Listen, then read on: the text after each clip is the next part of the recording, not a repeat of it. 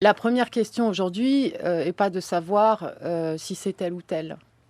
La première question, c'est de dire ça suffit, le faux suspense actuel autour de l'hypothèse d'une nouvelle candidature de François Hollande. Pour vous, c'est évident, il sera candidat. Il ne peut pas être candidat. Je ne pense pas qu'on puisse faire une campagne présidentielle avec collé sur les affiches du candidat de la gauche, vous savez, des suraffiches avec marqué destitution, destitution. Je pense qu'il ne peut pas être candidat à un nouveau quinquennat et qu'il faut que maintenant cette décision soit annoncée d'urgence. Ludovic Qu'elle Piétenu. soit annoncée d'urgence parce que chaque jour compte. Le premier tour de l'élection présidentielle, c'est le 23 avril.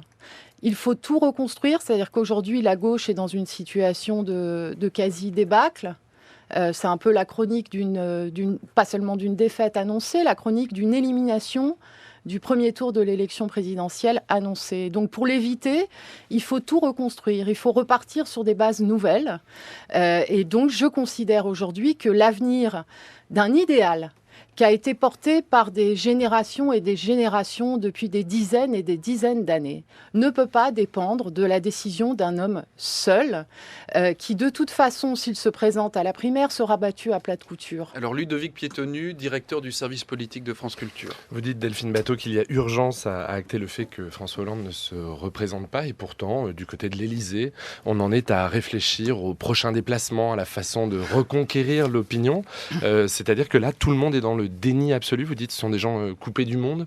Oui, coupés des réalités, coupés du terrain, coupés de ce que ressentent aussi énormément de personnes qui ont été toute leur vie des électeurs socialistes et qui sont sidérés notamment par ce livre, qui ne comprennent pas qu'un président de la République puisse, par exemple, s'asseoir sur le secret défense.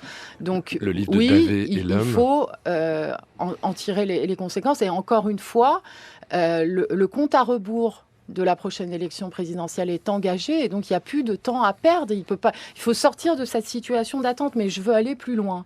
Moi, je plaide aujourd'hui pour un comité de salut public de la gauche.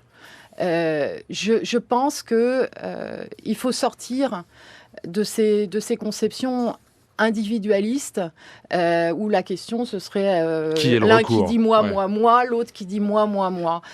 Il faut revenir à ce qu'est l'essence du camp du progrès. L'essence du camp du progrès, c'est le collectif. Donc il faut aujourd'hui un comité de salut public de la gauche et de l'écologie pour mettre en place le dispositif qui permet d'éviter une liquidation de la gauche à la prochaine élection présidentielle, puisque c'est ça qui est en cause. C'est le nouveau discours du Premier ministre, c'est Manuel Valls qui se dit rassembleur, qui veut rassembler de Mélenchon à Benoît Hamon, Arnaud Montebourg, en étant évidemment celui qui porte la candidature. Et qui, dit-on, pourrait l'annoncer cette semaine. Et qui, dit-on, pourrait l'annoncer cette semaine. Des papiers, tous les jours, dans la presse. Ouais, mais tous les jours.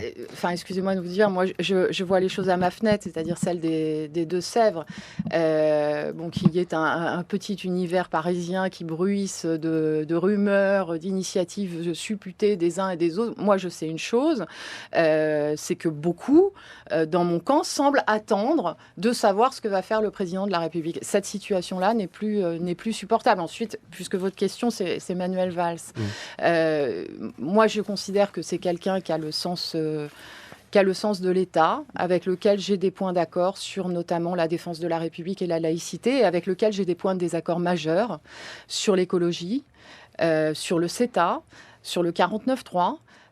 Mais c'est vrai que c'est quelqu'un avec lequel on peut travailler. Mais encore une fois, moi je pense que la question aujourd'hui n'est pas de savoir quel est le plan B.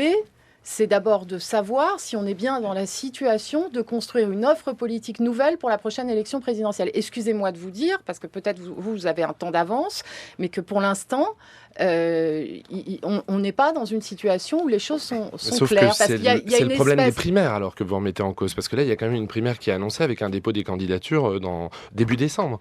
Donc là, c'est carrément le concept des primaires que vous remettez en question. Non, je ne remets pas en cause. C'est bien une question de personne aussi. Je ne remets pas en cause les primaires. Je demande demande à ce qu'il y ait un comité de salut public pour l'avenir de la gauche et de l'écologie, y compris pour faire de ces primaires quelque chose de réussi. Excusez-moi de vous dire que c'est pas parti pour. Y compris parce que vous savez très bien que cette primaire, elle a lieu très très tard. Quand on est fin du mois de janvier, la campagne présidentielle est largement engagée. Et surtout parce qu'il faut reconstruire un projet sur le fond, c'est-à-dire qu'il faut aujourd'hui que ceux qui ont exercé les responsabilités comme ceux qui ne les exercent plus, c'est mon cas, disent quelles sont les leçons que l'on tire de ce quinquennat et comment on fait une proposition nouvelle qui, pour moi, doit reporter, je l'ai déjà dit, je suis candidate à la primaire des idées, doit reposer sur 4 priorités, pas plus: la défense de la République face au djihadisme, la reconstruction industrielle de la France sur l'écologie et le numérique, le revenu universel, et la 4e question, c'est la reconstruction d'un État fort face au lobby et face à l'impuissance administrative, la bureaucratie qui fait qu'aujourd'hui, dans notre pays, les citoyens n'en peuvent plus et que l'État est inefficace. Voilà pour moi ce que doivent être les 4 priorités.